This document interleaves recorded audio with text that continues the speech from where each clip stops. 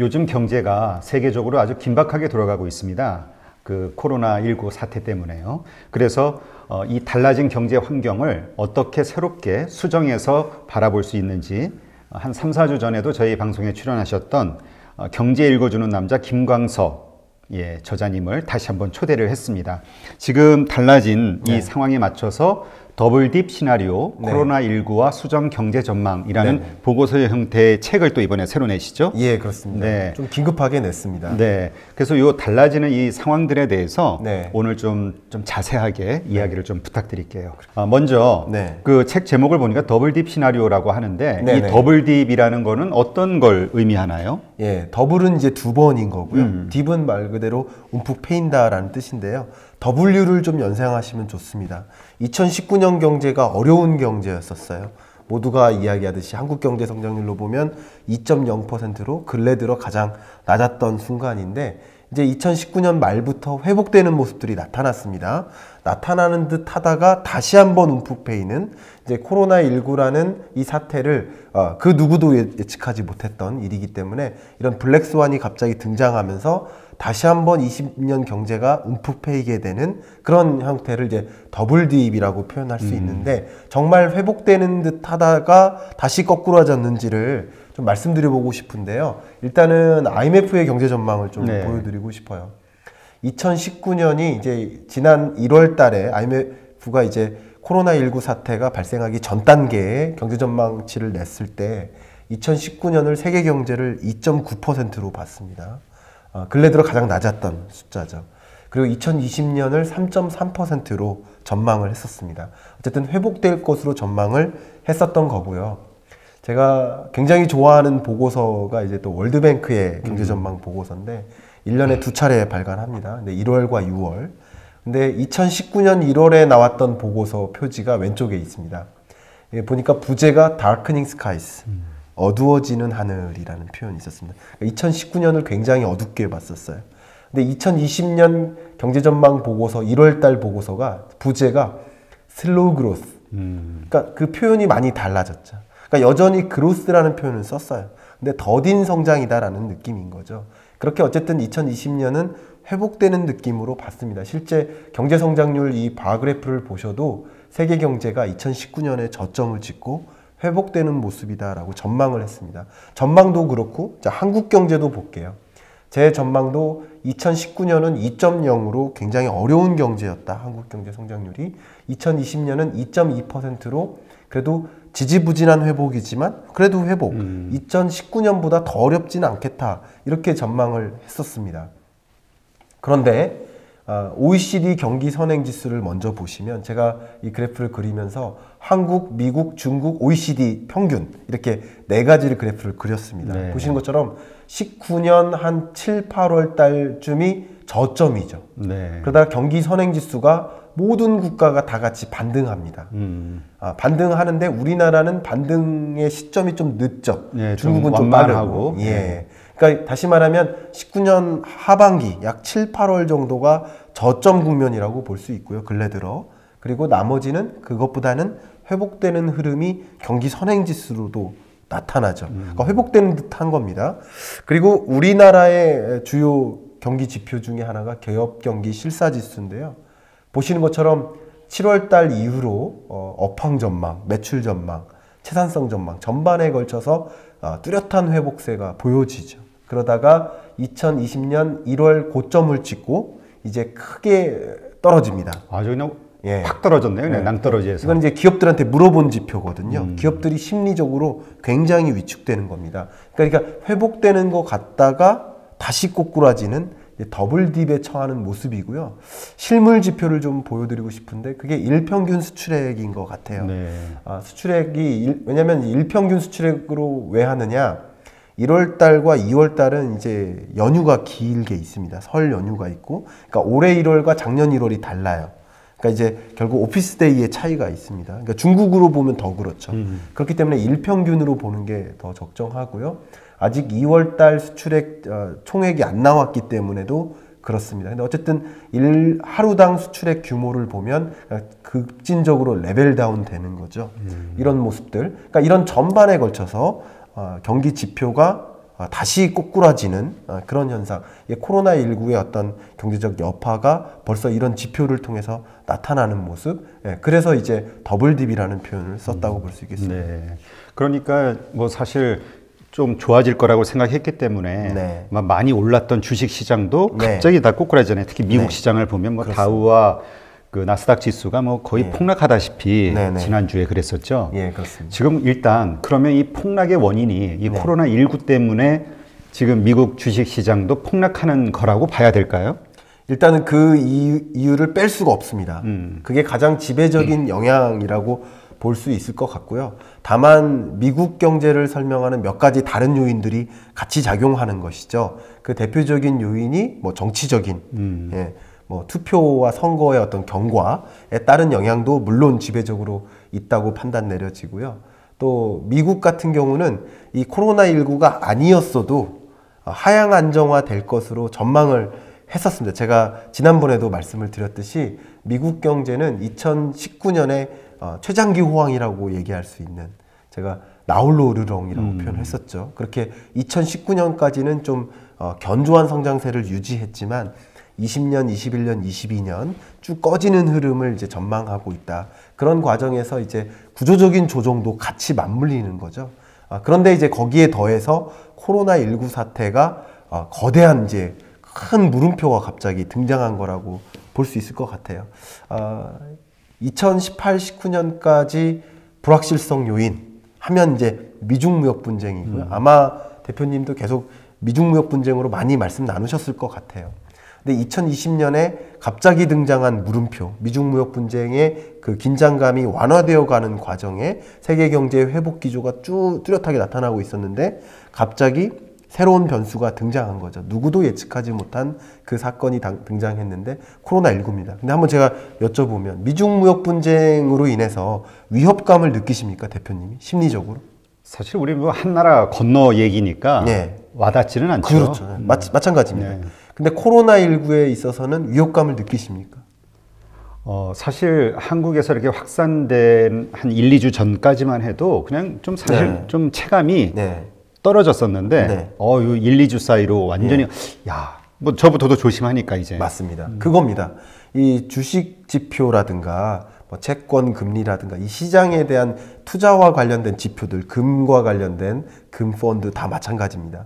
이런 건 투자와 관련된 심리 지표이기 때문에 상대적으로 심리의 영향을 더 작용을 받는 요소인데, 미중 무역 분쟁이 아무리 경제적인 충격이 강했어도 그것은 나의 안전과 생명에 지장을 주지 않는 요소예요.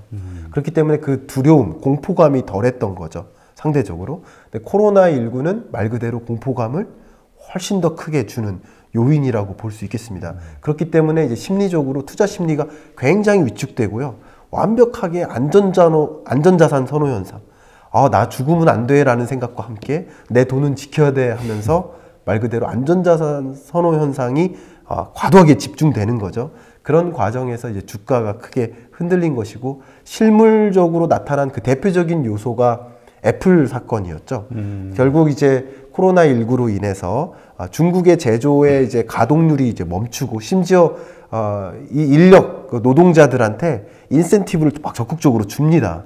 그럼에도 인센티브 더 줄 테니까 일하러 나오세요 하는데 복귀율이 아직도 안 나오고 있습니다. 그러니까 노동력이 부족해지고, 그리고 격리 환자가 이미 있기 때문에, 사회적 격리가 확대되고 있기 때문에 자가 격리도 있고 스스로 격리하는 그런 것들도 있고, 이런 것들이 노동 공급이 충분하지 않다 보니까 노동 공급이 부족해지고, 그러면 가동이 멈추고, 그러면 이제 소위 애플의 90%가 중국에서 생산되는데, 이제 팍스콘이라는 생산 기지를 통해서 생산되는데, 그런 것들이 이제 생산에 마비가 걸리니까 애플에서 뭐라고 했습니까? 최근에 1분기 실적 발표를 할 때, 실적 전망에 대한 발표를 할 때 목표치를 크게 하향 조정하면서 주가에도 영향을 미쳤죠. 이런 것들이 이제 미국 경제에도 영향을 미치는 것이죠. 실질적으로도. 이렇게 되면서 주가에 상당한 압력을 주고 있다, 이렇게 볼 수 있겠습니다. 근데 이게 좀 재밌는 게요. 사실 중국에서 이 구정 그 시점서부터 이 문제가 크게 확산이 된 거잖아요. 네, 맞습니다. 근데 그동안은 영향을 받지 않다가 바로 일주 전서부터. 네. 그러니까 우리 한국에서 확진자가 좀 늘어나기 시작하면서 네. 미국 시장이 다운을 됐기 때문에 네. 이게 한국이 영향을 끼친 게 아니냐. 예. 한국이 이 확진자가 늘어나는 것을 보면서 네. 이게 뭔가 더 큰 사건으로 벌어지는 것 같은 네. 그런 게 아니냐라는 의견을 가지신 분도 있거든요. 네. 일단은 한국이라는 나라, 이게 소위 말해서 의료나 이제 보건, 방역 이런 여러 가지 기술적인 면에서, 의료기술 면에서 선진국이라고 이름하는 그런 나라인데도 이렇게 크게 감염이 확산되는 과정이다 보니 또 이탈리아나 일본을 비롯해서 프랑스나 여러 나라를 비롯해서 그러다 보니 이게 말 그대로 팬데믹으로 연결될 가능성이 높겠구나.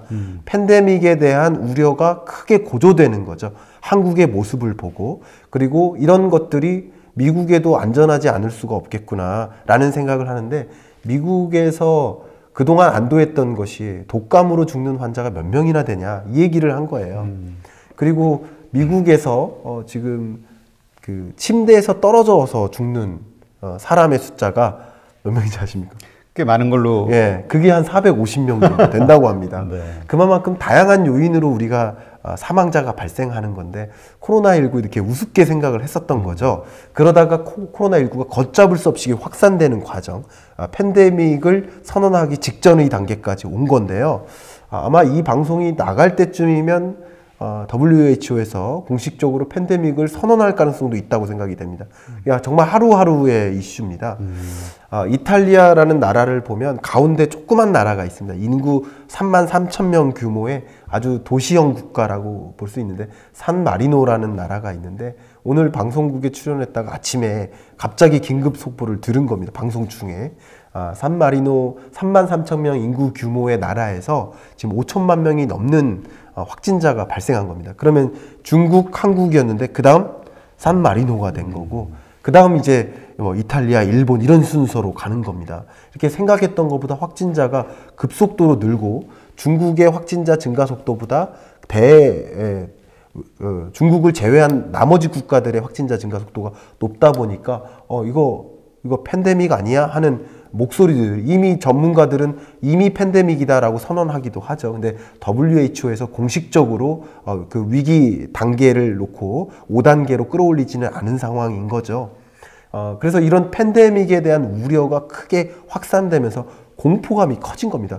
내일 아니야 라고. 아니 뭐 침대에서 떨어져서 죽는 사람보다 작은데 그 뭐 우려야, 왜 마스크 쓰고 다녀, 이런 생각을 했다가 이게 우려가 확산되는 과정입니다. 그런 과정에서 이미 지난 2월달 페드 FOMC에서 코로나19라는 단어를 8번 얘기를 하기 시작합니다.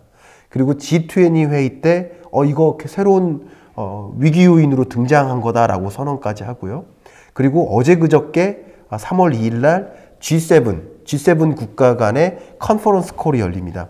이 G7에 우리나라로 치면 이제 기재부 장관이라고 볼 수 있겠죠. 기재부 장관과 중앙은행 총재, 그러니까 한국은행 총재, 우리나라로 치면 이렇게 재정부 장관과 중앙은행 총재 7개 G7 국가 간의 컨퍼런스 콜이 열립니다. 우리 국제적으로 공조를 해야 되겠다. 뭔가 대응을 해야겠다. 특히 적극적으로 추경을 편성하든, 여기서 fiscal measures라는 표현을 썼어요. 이게 추경이라는 표현은 아니지만 적극적인 재정 정책을 펼쳐야 된다. 추경을 내포하는 것이죠. 그런 것까지 얘기하고 이제 중앙은행 총재들이 모였으니 기준금리 적극적으로 단행해야겠구나. 그러니까 캐나다, 미국 뭐 이런 수많은 나라들이 기준금리 인하해야겠다. 그럼 선진국들이 기준금리 인하하면 다 같이 인하하는 추세로 가는 거거든요. 긴급하게 돌아가는 겁니다. 이런 과정에서 정말 어마어마한 일, 오늘 아침입니다. 제가 좀 이상한 감정으로 깼는데요. 오늘 아침에 나온 뉴스가 깜짝 놀랐습니다. 0.5%포인트만큼 미국에서 기준금리를 인하했다는 거예요. 아니 이게 내가 기사를 잘못 봤나 해서 여러 번 그 외신을 들춰보고 국문 말고 영문으로도 다시 한번 봤는데 그게 사실이더라고요. 이게 뭐냐면 원래 정례회의가 있습니다. 미국은 FOMC가 1년에 8번 열려요. 9번 열리는 해도 있습니다. 어쨌든 그 스케줄이 미리 발표가 되고 공시가 돼요. 근데 정례회의가 3월 17, 18일 날 있는데 지금 2주를 앞둔 상태에서 긴급회의를 열은 겁니다. 그 통화정책회의를 열어서 기준금리를 인하한 겁니다. 글로벌 금융위기 2008년 이후로 이렇게 정례회의가 아닌 데서 금리를 인하한 건 처음입니다. 그리고 또 한 가지 중요한 일이 이게 왜 큰 의미냐, 빅컷이라는 거죠. 이게 일반적으로 이 베이비 스텝이라는 표현을 씁니다. 그린스펀의 베이비 스텝이라는 룰이 있어요. 그러니까 기준금리를 인하하든 인상하든 0.25%포인트씩만 조정하자. 실제로 최근 것만 말씀드리면 2015년 12월, 16년 12월, 17년에는 3번, 18년에 4번 미국이 기준금리를 인상해야 합니다. 이때 다 0.25%포인트였거든요.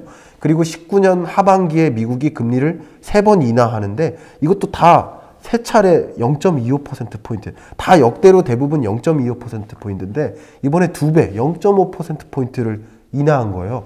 급진적인 인하한 거죠. 그럼 이 코로나19가 굉장한 영향이 있겠구나 라는 위기감을 사실 이 투자자들에게 준 거고, 금리를 이렇게 인하했음에도 불구하고 미국 주식장이 좋지 못했죠.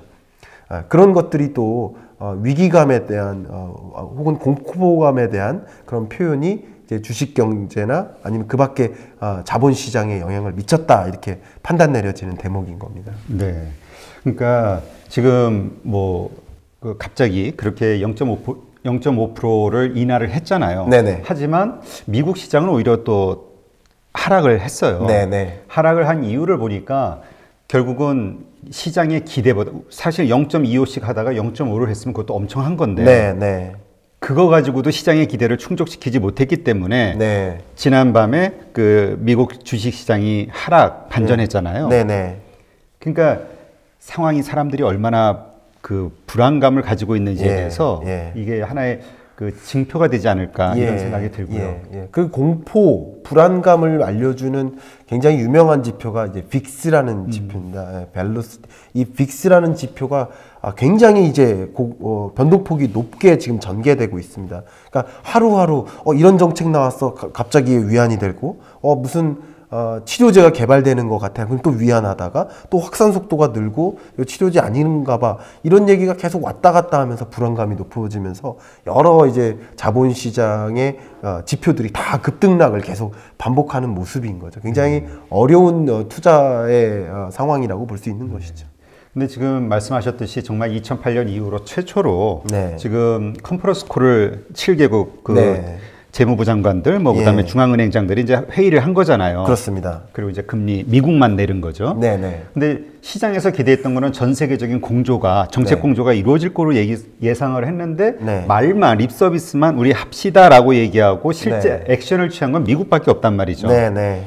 그래서 사실은 그 원인을 가지고 미국은 그래도 하락할 폭이 있지만 뭐 일본이나 EU나 이런 곳들은 지금 금리 자체가 워낙 낮기 때문에 정책을 쓸 만한 여유가 없다. 그러니까 이 상황이 그 해결하기가 쉽지 않을 것이다.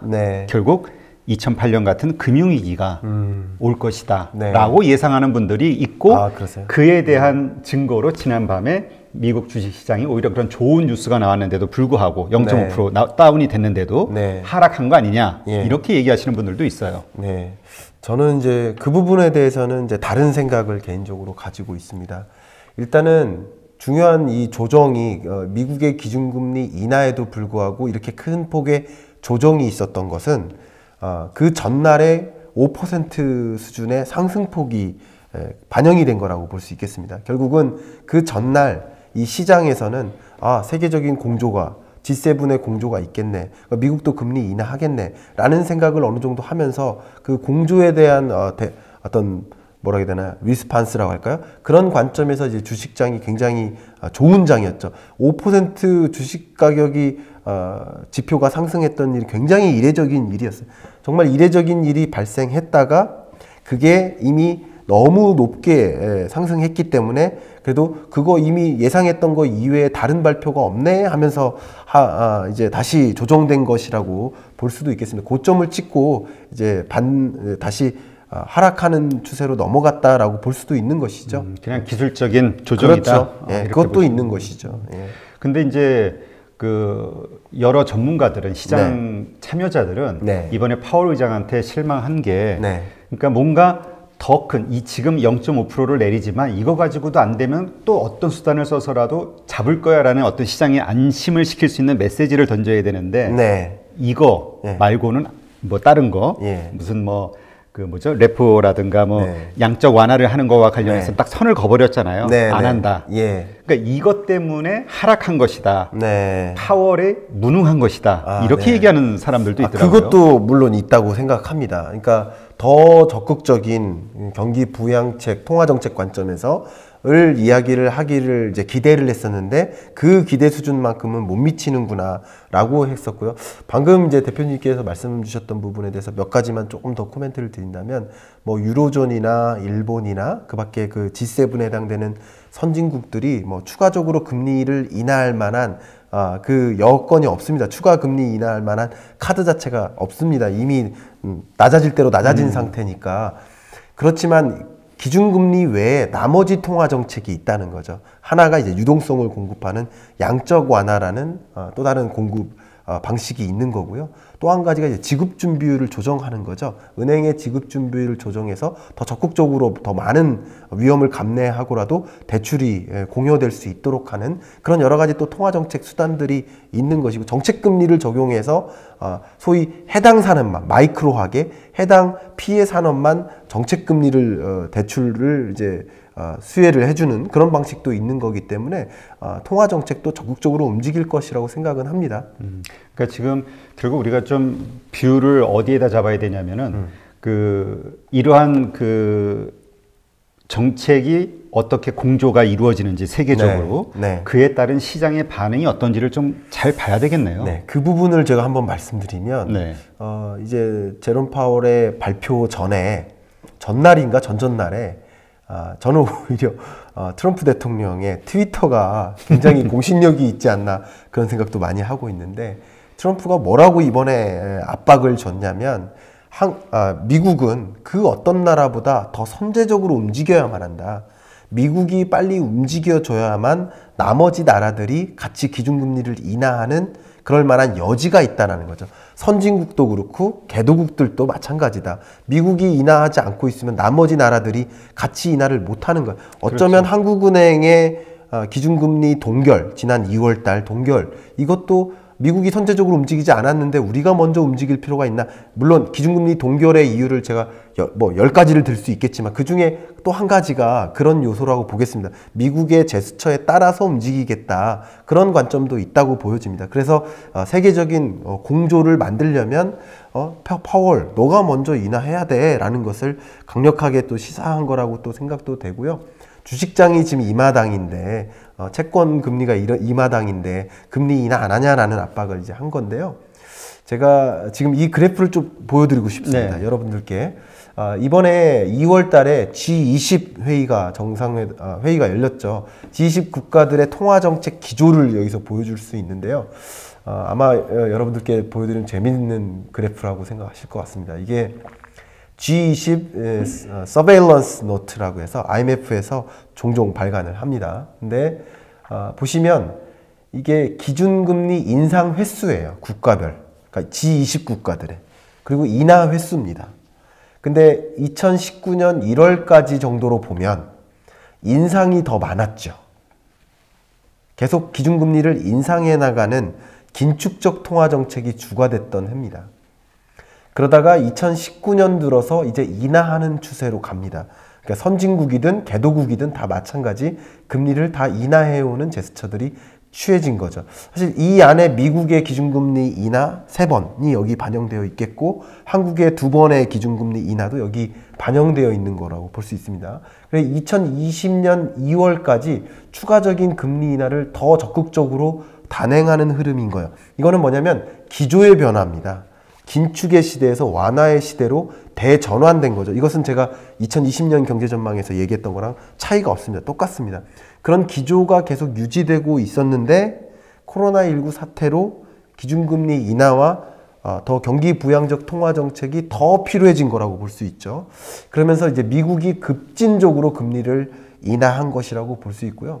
그래서 미국이 이렇게 적극적으로 금리를 인하한 것이고, 결국 미국의 금리 인하가 세계적인 공조를 이끄는 모습이다 라고 저는 그렇게 판단하고 있습니다. 그래서 정례 3월 18일인가요? FOMC 회의가? 네, 그렇습니다. 예. 그때부터 또한 0.25 정도 더 내릴 수 있다라고 예상하는 분들이 많이 있더라고요. 네, 저도 그렇게 생각합니다. 왜냐하면 2주 남겨놓고 이렇게 긴급한 정례 회의가 아닌 통화정책 회의를 여는 것 자체가 이례적인데, 그리고 0.5%포인트만큼이나 하향 조정했다는 얘기는 2주 후에 2주 동안의 경과를 지켜보면서 코로나19 사태가 만약에 미국으로까지 파급이 되고 말 그대로 팬데믹으로 연결되고 정말 걷잡을 수 없이 된다.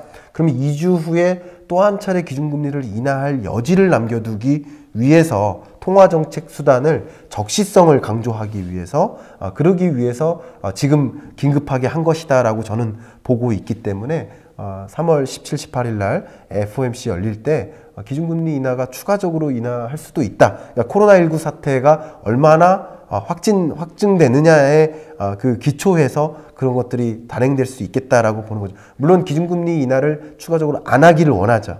왜냐하면 코로나19 사태가 좀 조기에, 최대한 조기에 1초라도 빨리 단축되기를 원하기 때문에 안 하기를 원하지만 계속 확산된다면, 특히 미국 경제에 영향을 미치는 것으로 두드러지는 그런 지표들이 나타나면, 확진자 수뿐만 아니라 경제 지표로도 나타난다면 그런 단행이 당연히 가능할 수 있겠다 생각됩니다. 네.